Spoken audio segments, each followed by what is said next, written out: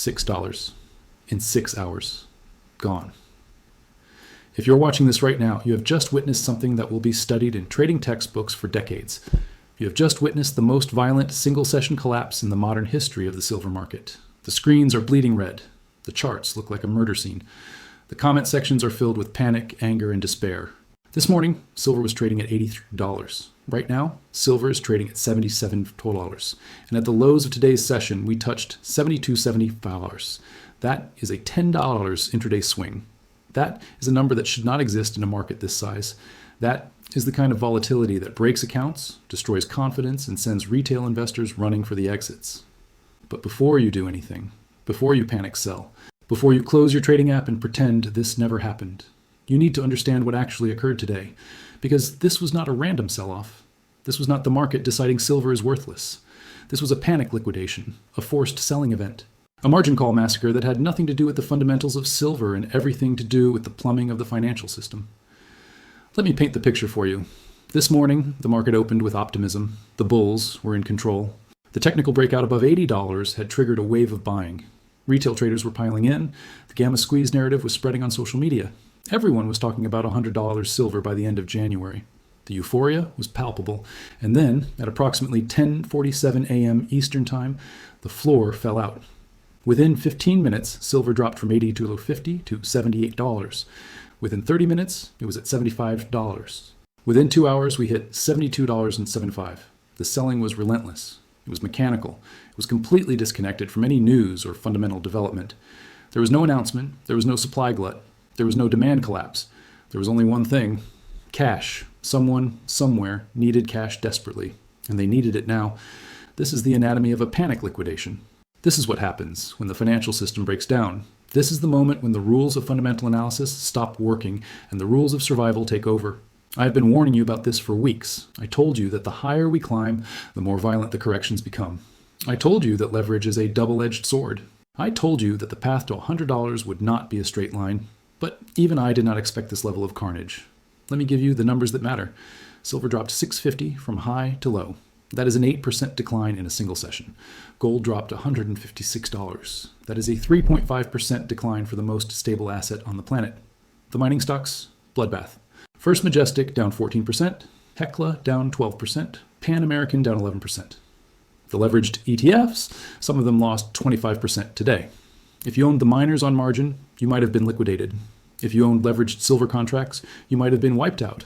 This is not a drill. This is the real thing. This is what a liquidity crisis looks like when it hits the precious metals market. But here's what the headlines will not tell you. The selling today was not driven by silver bears. It was not driven by people who think silver is going to $15. It was driven by institutions that love silver but had no choice but to sell it. They sold silver because they had to. They sold silver because it was the only thing liquid enough to save the rest of their portfolio. They sold silver to raise dollars to meet margin calls on other positions. This is the cruel irony of a liquidity event. The best assets get sold the hardest. Gold gets sold. Silver gets sold. The things that are supposed to protect you get dumped by panicking institutions that need cash to survive the night. And so the price crashes. Not because silver is worthless, but because silver is valuable. Because silver has a global buyer base. Because silver trades 24 hours a day and can be converted to cash in seconds. Now, that is the paradox you need to understand. Silver crashed because it is good money. In the next part, we are going to dissect the mechanics of this margin call massacre. We are going to name the suspects. We are going to follow the money. And we are going to explain why the bond market might be the real culprit behind today's silver bloodbath. Do not touch that dial. The explanation is coming. To understand why silver dropped $6 in 6 hours, you need to understand one phrase: selling what you can, not what you want. This is the golden rule of a margin call. When a broker demands cash, the investor does not get to choose what they sell. They sell whatever is liquid. They sell whatever can be converted to dollars immediately. Let me walk you through the exact sequence of events. Imagine a massive institutional fund. Let's call them Titan Capital. Titan Capital manages $50 billion. They have a diversified portfolio: stocks, bonds, real estate, private equity, gold, and silver. For months, everything has been going well. The portfolio is up. The leverage is manageable. The clients are happy. Then something breaks. Maybe the bond market moves against them. Maybe a currency trade goes wrong. Maybe their prime broker raises margin requirements overnight. Suddenly, Titan Capital receives a phone call. You owe us $3 billion in cash. You have until 4 p.m. today. The fund manager looks at the portfolio. They cannot sell the real estate. It takes months to close a deal. They cannot sell the private equity. Those positions are locked up for years. They cannot sell the stocks. The stock market is also crashing. Selling would crystallize massive losses. But they can sell gold. They can sell silver. These are the most liquid assets in the world. They have buyers in New York, London, Shanghai, and Dubai. They trade around the clock. They can be dumped in size without the broker even asking questions. So Titan Capital hits the sell button. They dump $500 million worth of gold futures. They dump $200 million worth of silver futures. They do not want to sell. They love gold. They think silver is going to $100. But they have to sell. The margin call must be met. The alternative is forced liquidation of the entire portfolio. The alternative is bankruptcy. This is what happened today. We know this because of the signature of the selling. Retail traders do not sell gold like this. Retail traders do not dump 10,000 contracts in 5 minutes. Only a distressed institution sells like this. Only someone with a gun to their head sells like this. The 156th drop in gold is the smoking gun. When gold drops that much, that fast, you are not looking at profit taking. You're not looking at technical selling. You are looking at liquidation. And because silver trades with a higher beta to gold, silver gets hit even harder. If gold drops 3.5%, silver drops 8%. That is the volatility multiplier. That is the leverage built into the silver market. It is a blessing when prices rise. It is a curse when prices fall. But here is the critical point. The selling was not about silver. No one at Titan Capital woke up this morning and said, you know what? I think the solar industry is going to collapse. I think Samsung is going to stop making batteries. I think the silver squeeze is over. Let's sell everything. That is not what happened. The selling was about survival. It was about meeting obligations. It was about converting metal to dollars before the close of business. The fundamentals of silver did not change one bit today. The supply deficit is still there. The industrial demand is still accelerating. The above-ground inventories are still depleting. The only thing that changed was the financial plumbing. The only thing that broke was the leverage. Now let me explain the Cascade effect. When Titan Capital sells, the price drops. When the price drops, the algorithms trigger. The CTA funds, the trend-following robots that dominate modern markets, they have rules. When the price crosses below a certain moving average, they sell. When the momentum turns negative, they sell. When the volatility spikes, they reduce exposure. Today, all of those signals triggered at once. The robots went from max long to neutral in a matter of hours. They dumped billions of dollars of silver contracts onto a market that was already reeling from the institutional liquidation. This is mechanical selling. It is not emotional. It is code. The robot does not know that silver is in a supply crisis. The robot does not know that China is paying $80 an ounce in Shanghai. The robot only knows that the price crossed a line on a chart. So it sells. And the selling pushes the price lower. And the lower price triggers more robots to sell. And the cycle feeds on itself. This is the cascade. This is the avalanche. This is how a $2 drop turns into a $6 drop in a matter of hours. But the cascade has a floor. The floor is where the physical buyers step in. The floor is where the price becomes so cheap that the industrial users and the arbitrage traders start buying with both hands. We are approaching that floor now. In the next part, we are going to examine the connection between the bond market, the dollar, and the silver crash. We are going to explain why the most important chart in the world right now is not silver. It is the 10-year Treasury yield. Stay with me. The picture is coming into focus. If you want to understand why silver crashed, stop looking at silver. Look at the bond market. The bond market is the heart of the global financial system. It is the collateral that backs everything. When the bond market cracks, the shockwaves ripple through every asset class on the planet. And the bond market cracked today. We are seeing a spike in the 10-year Treasury yield. We are seeing bond prices fall sharply. We are seeing the collateral that underpins trillions of dollars of leverage suddenly become worth less. This is the trigger. Let me explain the connection. Banks and hedge funds use Treasury bonds as collateral. They pledge the bonds to their brokers, and in return, they get cash to make other investments. This is called refinancing. It is the plumbing of the financial system. When bond prices fall, the value of the collateral falls. When the collateral falls, the broker makes a margin call.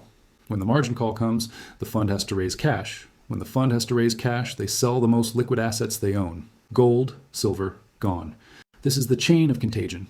Bond yields spike, bond prices fall, collateral values drop, margin calls trigger, funds sell gold and silver, prices crash.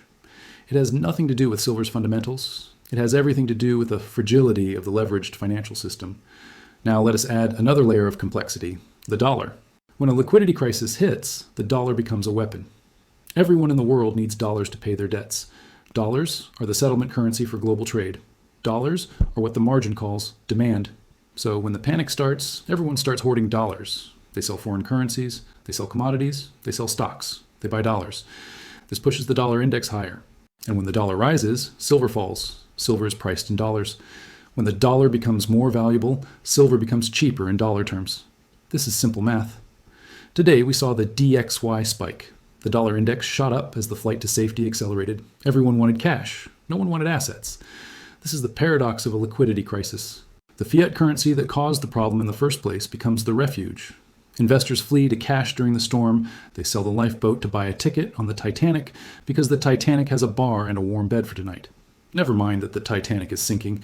Never mind that the dollar is being printed into oblivion. Never mind that the debt clock is ticking toward infinity. In the short term, the dollar is safety, and silver pays the price.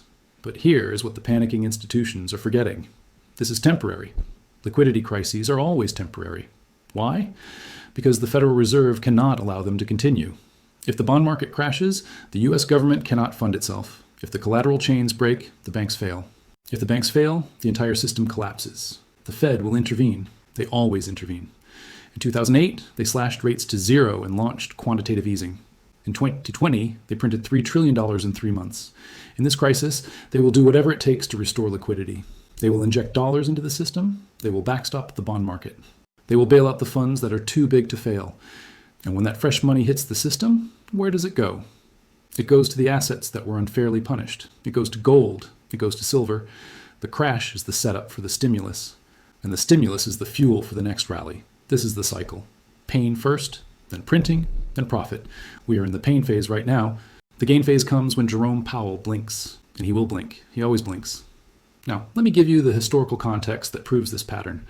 March 2020, the pandemic crash. Silver dropped from $18 to $12 in 1 week. A 33% collapse. The world was ending. Investors were liquidating everything to raise dollars. What happened next? The Fed stepped in. They printed $3 trillion. They backstopped the bond market. They flooded the system with liquidity. And silver? Silver went from $12 to $30 in 5 months. It was the buying opportunity of a decade. But in the middle of the crash, it felt like the end of the world. We are in that moment again. The numbers are bigger, the prices are higher, but the mechanic is identical. The baby is being thrown out with the bathwater. The good assets are being sold to pay for the bad assets. The physical reality is being obscured by the paper panic. This is not the end of the silver bull market. This is the test. In the next part, we are going to analyze the algorithm Cascade in detail. We are going to look at the technical damage on the charts.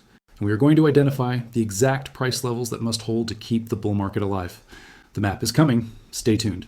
Let me tell you about the machines that rule the market. They are called CTAs, Commodity Trading Advisors. But they are not humans making decisions in an office. They are algorithms, lines of code running on servers in New Jersey.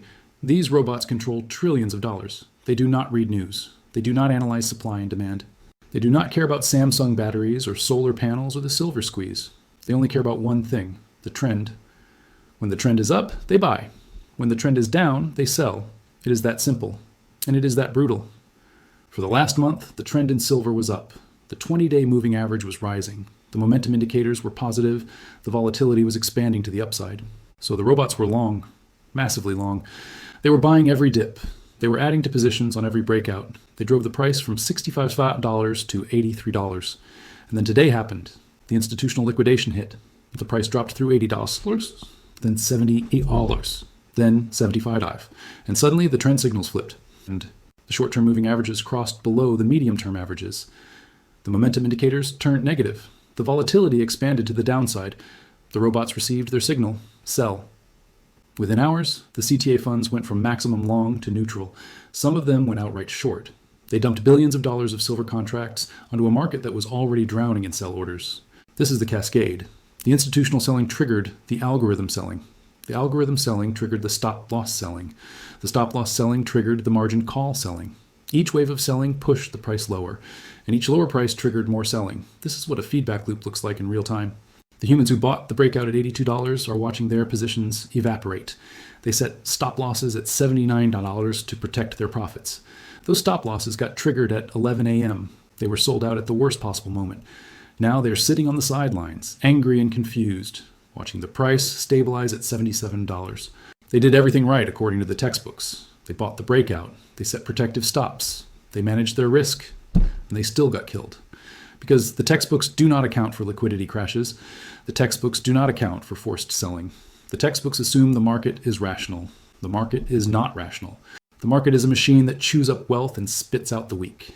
Now let us look at the technical damage. The chart is ugly. There's no point in sugarcoating it.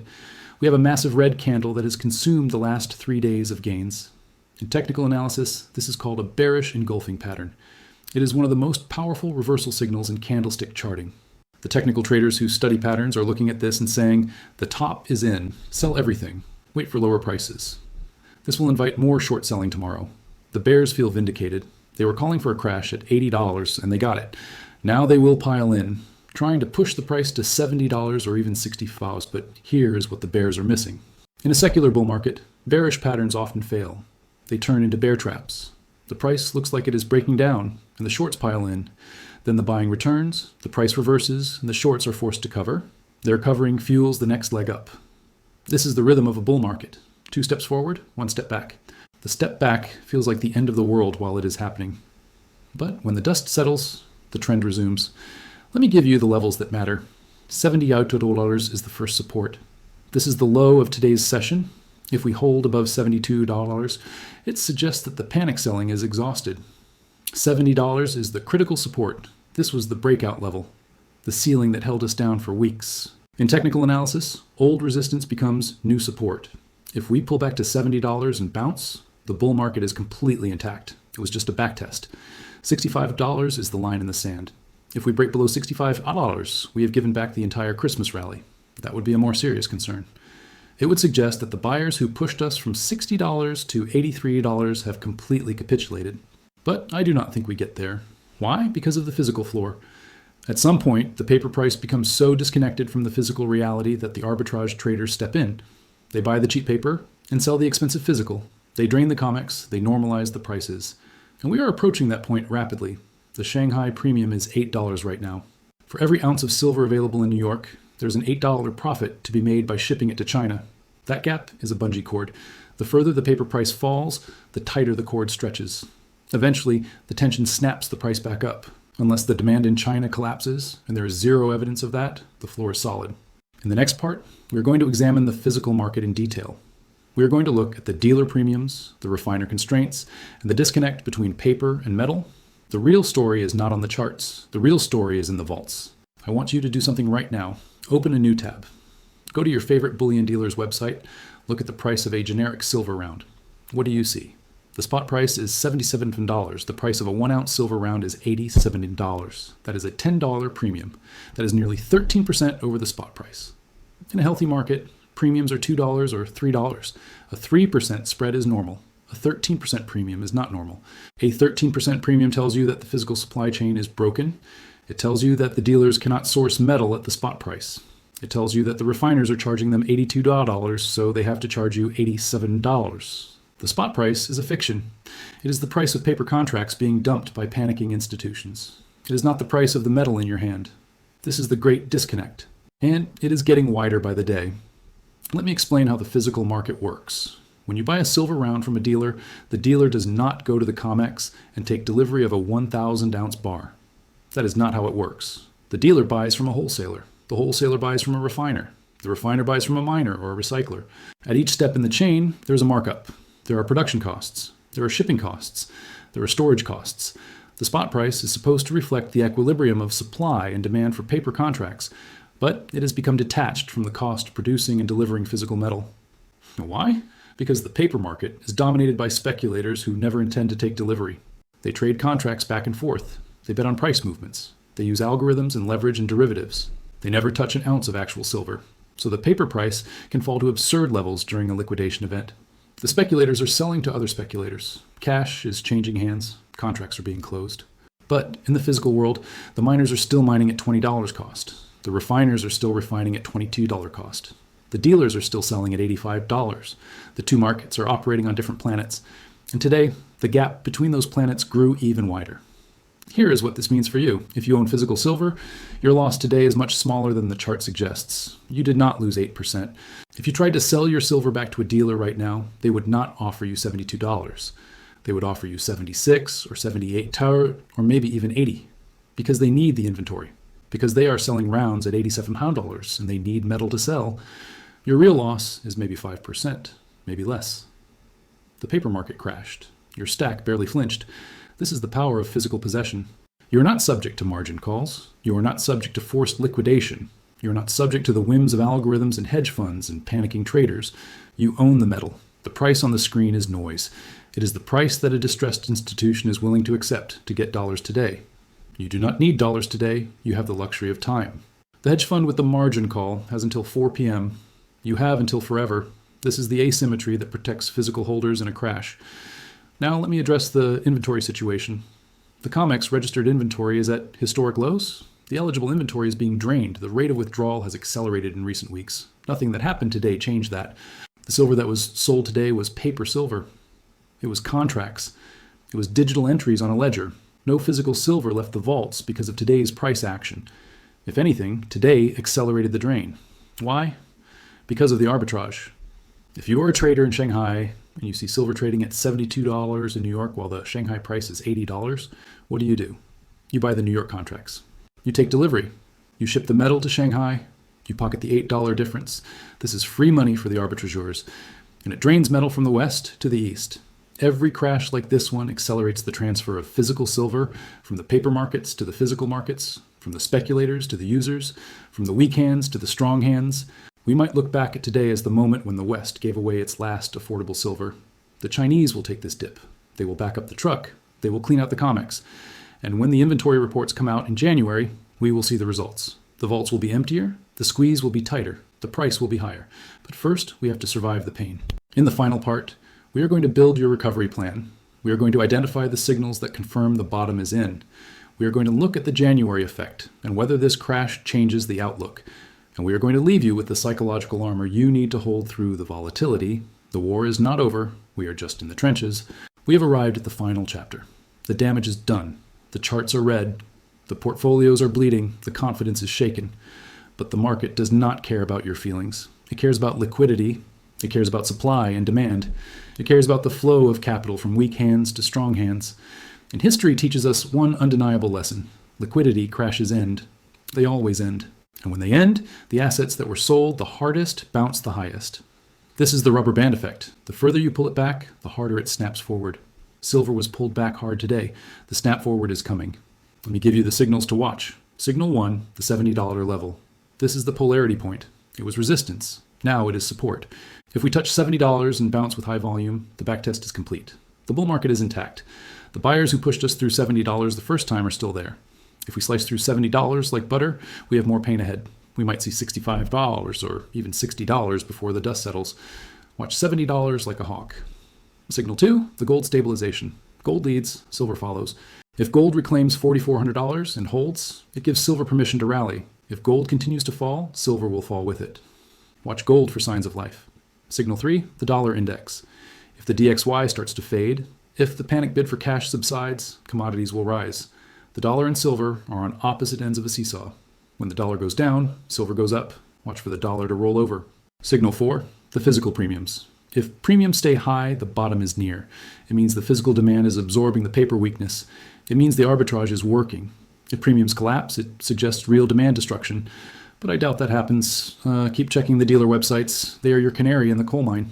Now let me address the January effect. Does this crash ruin the bullish January setup? Actually, it might supercharge it. Think about it. If silver had entered January at $85, the institutional money would have been hesitant. It looks expensive. It looks parabolic. The risk reward is unfavorable. At $72 after a correction, it looks like a gift. It looks like a pullback within an uptrend. It looks like a textbook buying opportunity. Institutional money loves to buy pullbacks. They hate buying breakouts. They want to feel like they are getting a discount.